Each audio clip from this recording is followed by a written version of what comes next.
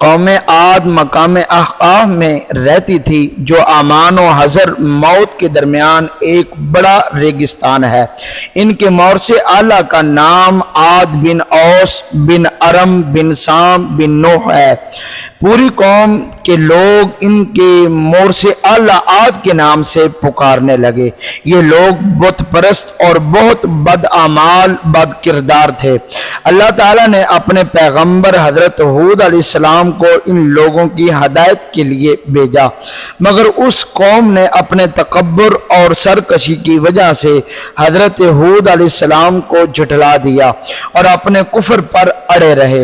حضرت ہود علیہ السلام نے بار بار ان سرکشوں کو عذاب الہی سے ڈراتے رہے، مگر اس شریر قوم نے نہایت ہی بے باکی اور گستاخی کے ساتھ اپنے نبی سے یہ کہہ دیا، کیا تم ہمارے پاس اسی لیے آئے ہو کہ ہم ایک اللہ کو پوجیں اور جو ہمارے باپ دادا پوجتے تھے انہیں چھوڑ دیں؟ تو تم لاؤ جس کا ہمیں وعدہ دیتے رہے ہو اگر تم سچے ہو۔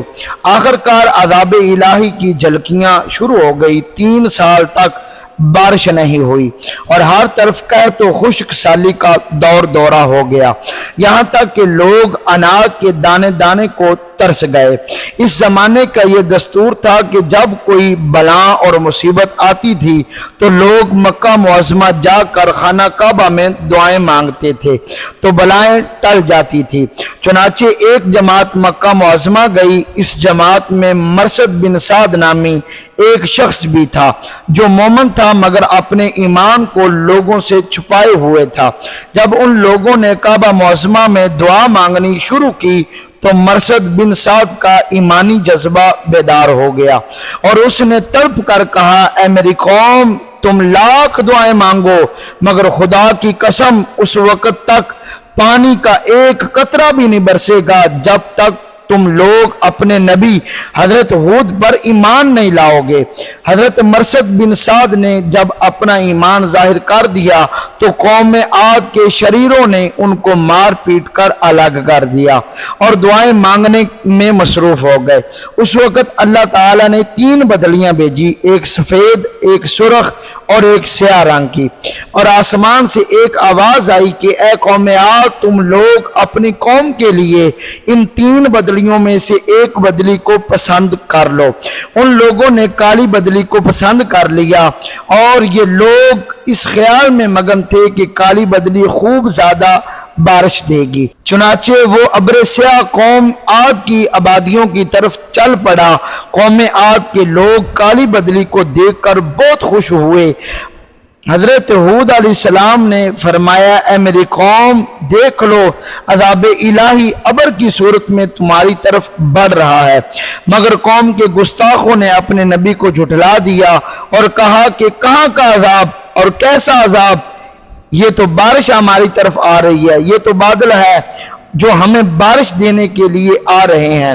یہ بادل پچھم کی طرف سے آبادیوں کی طرف برابر بڑھتا رہا اور ایک دم ناگہاں اس میں سے ایک آندھی آئی جو اتنی شدید تھی کہ اونٹوں کو ان کے سواروں کے ساتھ ہی اڑا کر کہیں سے کہیں پھینک دیتی تھی، پھر اتنی زوردار ہو گئی کہ درختوں کو جڑوں سے اکھاڑ کر دور دور تک پھینک دیتی تھی۔ لوگوں نے اس آندھی کو دیکھ کر اپنے دروازوں کو بند کر لیا، مگر آندھی کے جھونکے نہ صرف دروازوں کو اکھاڑ کر لے گئے بلکہ پوری عمارتوں کو جھنجھوڑ کر ان کی اینٹ سے اینٹ بجا دی۔ 7 راتیں اور 8 دن یہ مسلسل آندھی چلتی رہی، یہاں تک کہ قوم عاد کا ایک ایک آدمی مر کر فنا ہو گیا اور اس قوم کا ایک بچہ بھی باقی نہ رہا۔ جب آندھی ختم ہوئی تو اس قوم کی لمبی لمبی لاشیں زمین پر اس طرح پڑی ہوئی تھی جس طرح کھجوروں کے درخت گرے ہوئے پڑے ہوں۔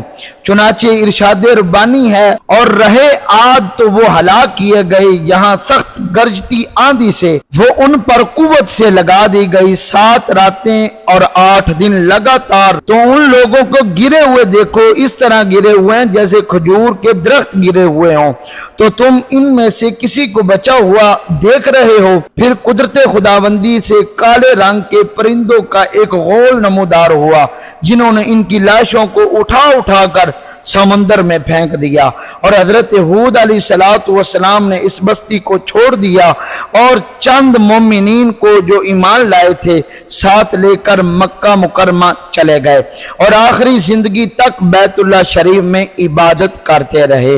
उम्मीद करते हैं कि आपको ये हमारी मुख्तसर सी वीडियो अच्छी लगी होगी। अपने दोस्तों के साथ भी शेयर कीजिएगा, हमारे चैनल को जरूर सब्सक्राइब कीजिएगा। वस्सलाम।